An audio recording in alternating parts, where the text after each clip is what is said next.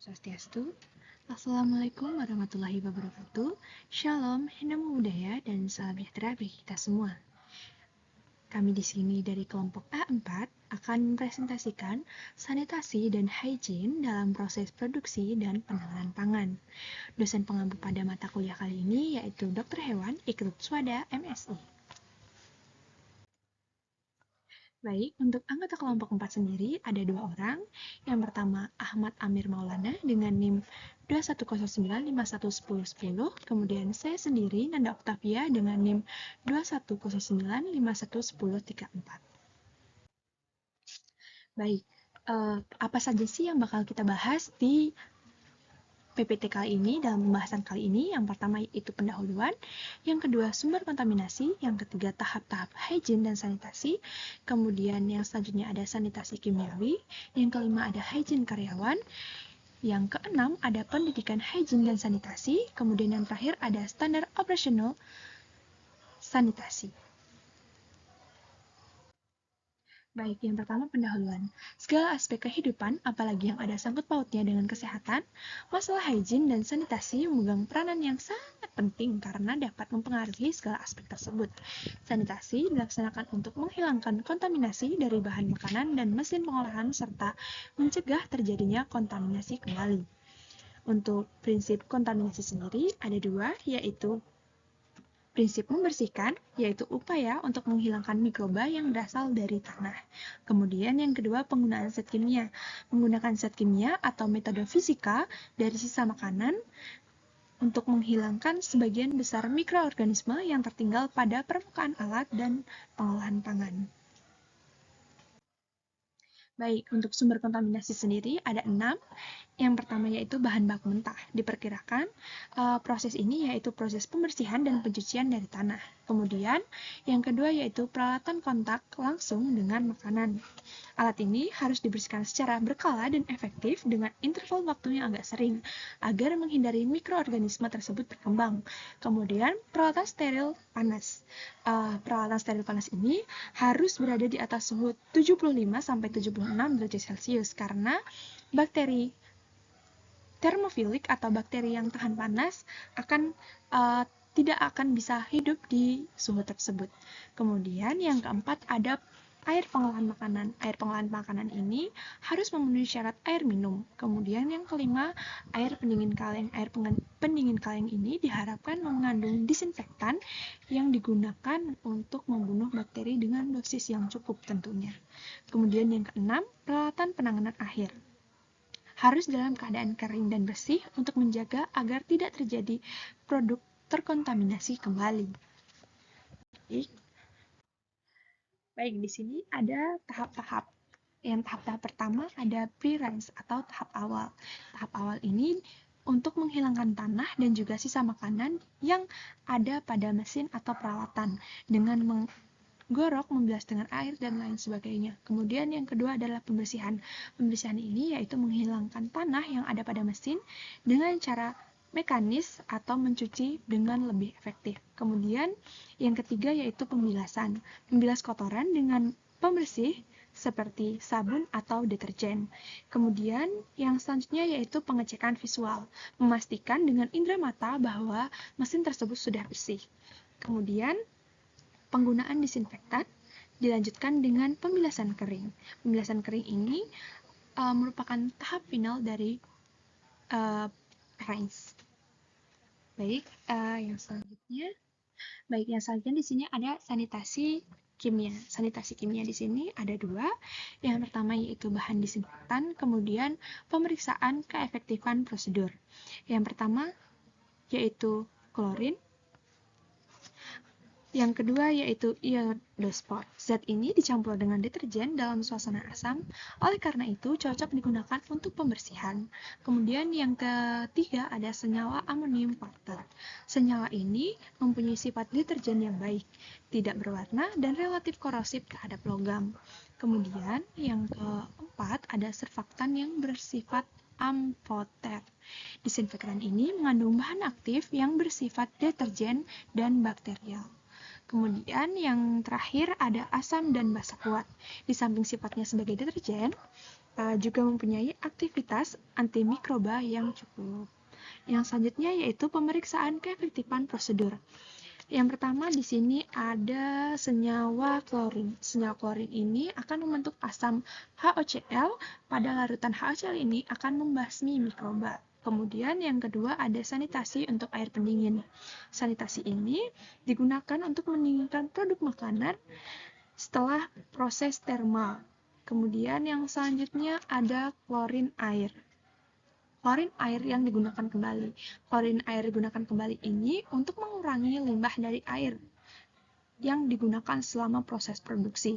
Kemudian yang keempat ada bahan klorinasi. Klorinasi gas atau gas klorin ini dimasukkan ke dalam air dengan itu maka akan terbentuk HCl yang membunuh mikroba. Kemudian yang terakhir ada klorin dioksida atau ClO2. ClO2 ini untuk digunakan untuk air yang mana akan digunakan kembali berulang. Baik, untuk penjelasan selanjutnya akan dijelaskan oleh teman saya. Kepada Amir, dipersilakan. Presentasi hygiene dan kesehatan karyawan. Hygiene dan kesehatan karyawan ternyata berpengaruh besar pada kualitas produk akhir. Bila mesin, alat, bahan bisa dicuci dan dibersihkan dengan disinfektan, maka karyawan atau manusianya itu diperlakukan secara berbeda. Karena itu diperlukan prosedur standar bagi hygiene dan kesehatan karyawan, terutama bagi mereka yang kontak langsung dengan produk pengolahan makanan. Prosedur tersebut harus diterapkan sejak menerima karyawan baru sampai dengan hygiene sehari-hari yang harus terpelihara secara berkesinambungan.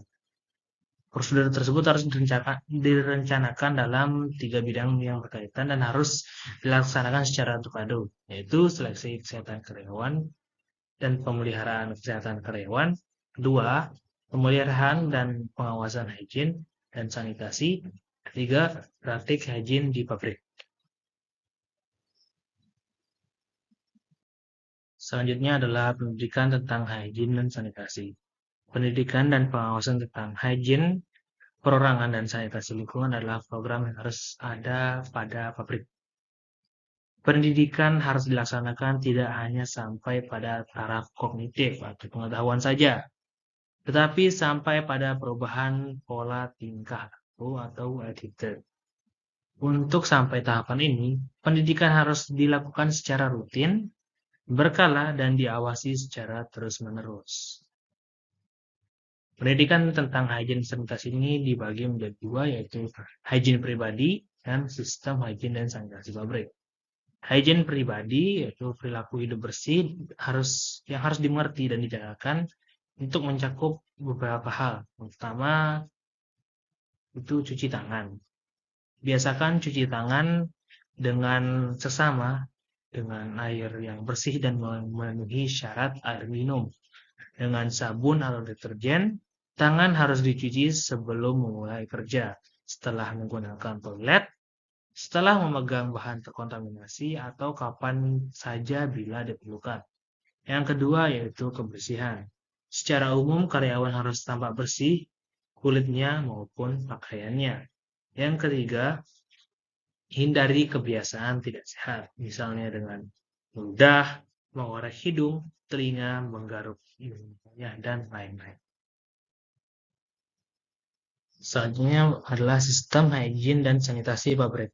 Dibagi menjadi 3 poin, yaitu kebersihan ruangan, pakaian kerja, dan bangunan dan konstruksi. Kebersihan ruangan, yaitu karyawan harus menjaga agar lantai tetap bersih, dan apabila sangat kotor perlu dibersihkan dan disinfeksi karena debu dan tanah adalah sumber penularan mikroba beserta sporanya. Kemudian pakaian kerja. Karyawan sebaiknya menggunakan pakaian kerja yang bersih. Tidak ada gunanya memakai pakaian kerja yang kotor. Topi, masker, sarung tangan, dan sepatu merupakan pakaian kerja standar yang harus dipakai bila hendak masuk ke ruangan kerja. Dan dan dibuka bila meninggalkan ruangan tersebut.